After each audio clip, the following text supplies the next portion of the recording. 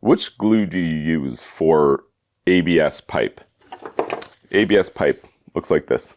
Might have writing on it, might not, but it's rigid. It's not flexible. Totally rigid pipe. And you would have something that looks like this, like a little socket called a slip joint or a slip connection. And you're going to solvent weld this together with ABS, black ABS pipe.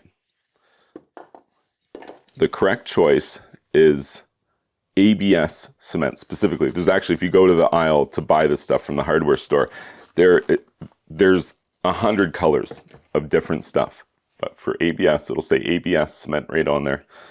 And that's the stuff. You don't need primer. Some of the other applications, like with PVC, it's more commonly pressure rated, and the solvent weld is a more important process where you would use a primer first and then a solvent cement to weld them together.